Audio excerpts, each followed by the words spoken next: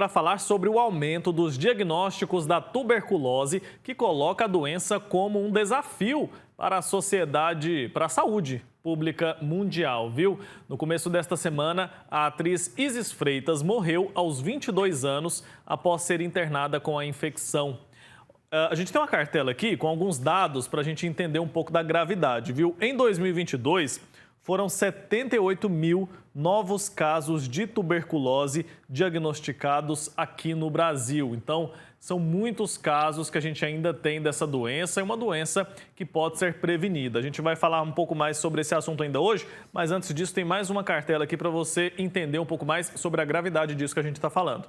Homens com idade entre 20 e 64 anos têm 3 vezes mais chances de adoecer por tuberculose do que as mulheres nessa mesma faixa etária. A gente vai entender um pouco mais sobre essa doença conversando agora ao vivo com a microbiologista Fabiola Castro, que está conectada aqui com a gente. Doutora, bom dia, seja muito bem-vinda.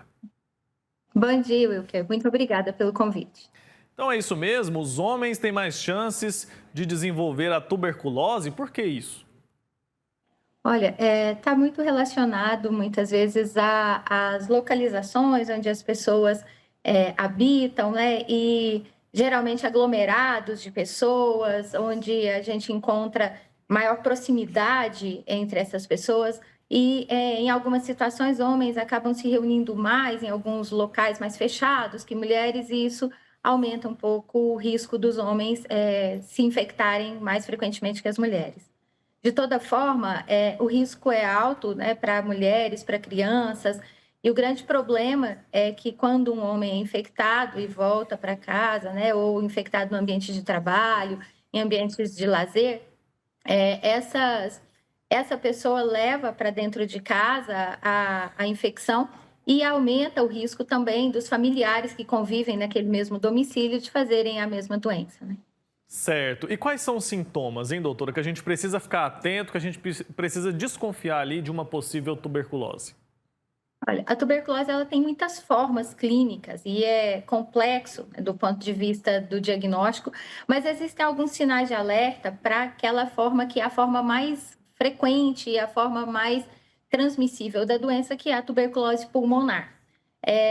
Normalmente a pessoa apresenta uma tosse e com expectoração, essa tosse por mais de 6 semanas, febre, uma febre baixa, que às vezes nem é percebida no final da tarde, perda de peso, sudorese noturna, a pessoa transpira muito à noite, ao ponto às vezes de molhar a roupa íntima, a roupa de cama. Entretanto, inicia-se com esse quadro aí de uma tosse persistente que vai durar por mais de 3 semanas. E essa transmissão, ela acontece de que forma mesmo, doutora? A transmissão acontece por via respiratória.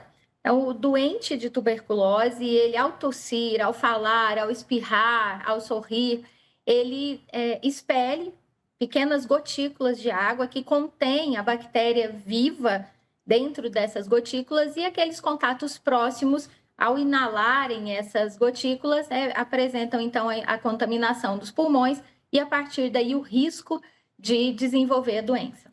E é uma doença que tem prevenção e tem cura também?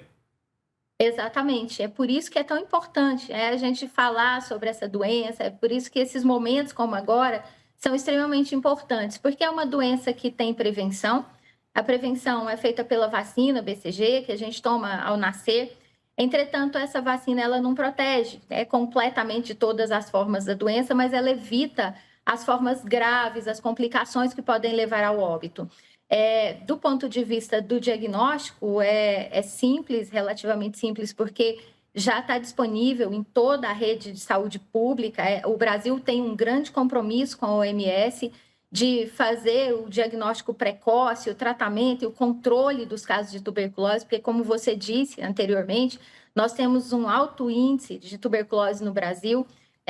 O teste é feito por várias formas. Existe um teste que é chamado de teste molecular rápido, que é o exame que vai procurar o DNA da bactéria na amostra biológica, geralmente o escarro do paciente afetado. Esse teste tem uma altíssima sensibilidade, então é rápido o diagnóstico, ele fica pronto em 2, 3 horas e a partir de estabelecido o diagnóstico, é iniciado o tratamento e as pessoas que iniciam o tratamento, com poucos dias depois do início desse tratamento, deixam de transmitir a doença. Perfeito, doutora. Muito obrigado, viu, pelo seu tempo aqui com a gente, por tantas informações importantes para quem nos acompanha. Claro que é uma doença que merece atenção, a gente precisa se atentar. Obrigado, viu? Até a próxima. Até a próxima, muito obrigada. Tchau, tchau. Um abraço.